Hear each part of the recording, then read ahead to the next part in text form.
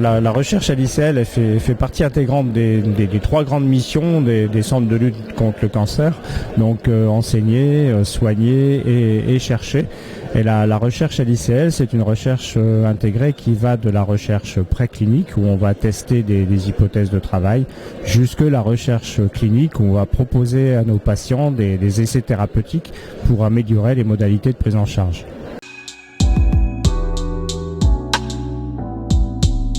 Il y a un laboratoire de recherche qui va travailler sur des modèles précliniques, donc faire des tests sur des cultures de cellules, éventuellement des tests en expérimentation animale qui sont très réglementés actuellement.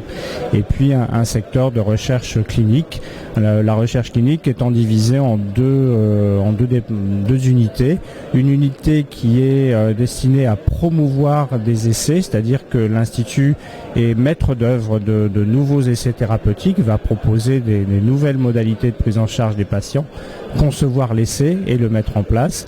Et puis une autre unité qui est destinée justement à développer ces essais qui peuvent être soit les essais promus par l'Institut, soit les essais qui viennent d'autres instituts ou éventuellement de l'industrie pharmaceutique. Le concept de recherche intégrée, il est vraiment lié à la structure d'un centre de lutte contre le cancer comme l'Institut de cancérologie de Lorraine. C'est un institut qui est avant tout un hôpital et par conséquent, le patient est au cœur de nos préoccupations. C'est vraiment lui le pôle d'intérêt majeur de l'Institut. Et toute la structure de recherche est conçue autour du patient.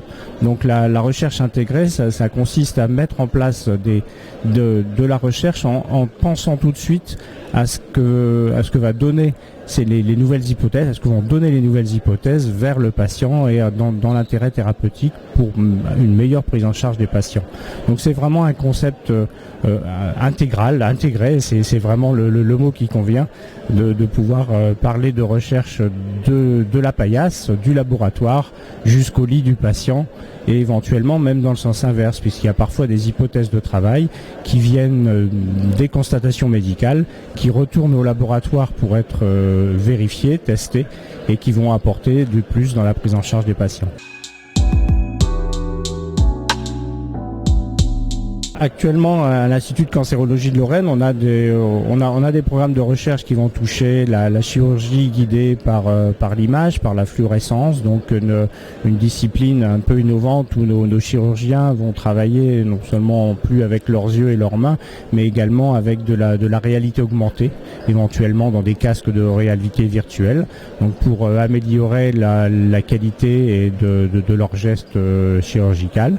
Un autre domaine qu'on développe beaucoup actuellement, c'est dans le domaine de la radiobiologie, donc d'essayer de prédire les risques de radiosensibilité anormalement élevée des patients, donc qui vont générer plus d'effets indésirables quand on traite les patients par radiothérapie, et pouvoir proposer une adaptation des traitements à nos patients.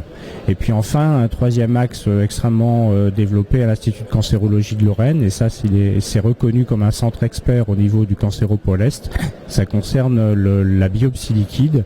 Donc la biopsie liquide, c'est un moyen d'aller explorer les anomalies des gènes qui sont à l'origine des cancers, mais au lieu de travailler sur des prélèvements de tissus, donc des biopsies ou des pièces opératoires, on va travailler à partir de prises de sang et à partir d'extraction d'ADN qui circulent dans le sang des patients.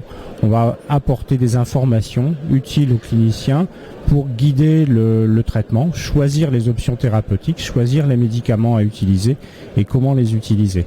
Donc c'est vraiment trois domaines qui sont extrêmement développés actuellement et qui motivent beaucoup les équipes de l'ICL.